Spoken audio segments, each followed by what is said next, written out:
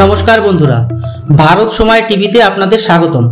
এখানে বিদেশ নীতি, অর্থনীতি ও প্রতিরক্ষা বিষয়ক কমপক্ষে 2টি ভিডিও প্রতিদিন আপনাদের সামনে প্রস্তুত করা হয়। তাই অনুরোধ রইল চ্যানেলটি সাবস্ক্রাইব করে বেল আইকনটি প্রেস করবেন, যাতে করে এই রকম ইনফরমেটিভ ভিডিও আপনাদের সামনে দ্রুত পৌঁছে যায়। তো চলেন শুরু করি। একদিকে আমেরিকা চীনের লাগাতার শক্তি বৃদ্ধিতে ভয় আছে, কারণ অর্থনৈতিক ও জিওপলিটিক্সে চীন একের পর এক আমেরিকাকে চ্যালেঞ্জ করে যাচ্ছে। আর চীনের এই চ্যালেঞ্জকে কাউন্টার করার জন্য ভারতই আমেরিকার একমাত্র ভরসা। তাই তো চীনের বিরুদ্ধে ভারতকে শক্তিশালী করা এবং ভারতের সাথে বন্ধুত্ব মজবুত করা ইন্ডো প্যাসিফিক রিজনে আমেরিকার একমাত্র লক্ষ্য। কিন্তু ভারত প্রধানমন্ত্রী মোদীর নেতৃত্বে যে গতিতে অর্থনৈতিক ও রাজনৈতিক শক্তি অর্জন করছে, তাতে আমেরিকার মনে ভারতকে নিয়েও শঙ্কা ঢুকে যাচ্ছে।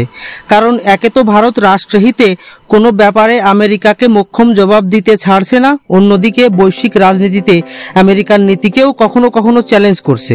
তাই তো কিং কর্তব্য বিমূঢ় আমেরিকা ভারতের সাথে প্রতিরক্ষা বিষয়ে বড় বড় ডিলও করছে, সাথে সাথে ভারতকে চাপে ফেলে নিজেদের বশেও আনতে চাইছে। এই রকমই একটা ঘটনা ঘটিয়েছে আমেরিকা, তাও আবার ভারতের এনএসএ অজিত ডোভালকে নিয়ে।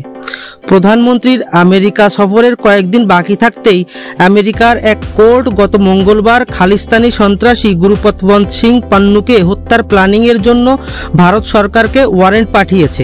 এই ওয়ারেন্টে এনএসএ অজিত ডোভাল শহীদ প্রাক্তন র চিফ, একজন র এজেন্ট ও একজন বিজনেসম্যানের নাম উল্লেখ আছে।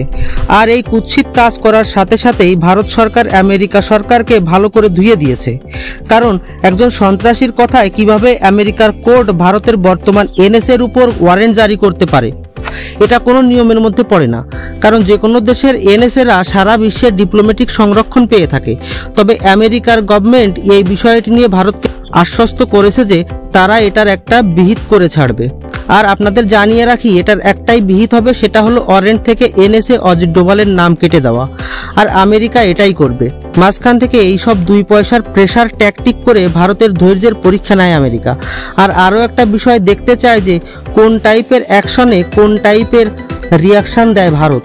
না হলে আমেরিকার কোর্ট ভারতের এনএসএর নামে ওয়ারেন্ট জারি করছে আর আমেরিকা সরকার সেটা জানে না, তা কি বিশ্বাস করা যায়?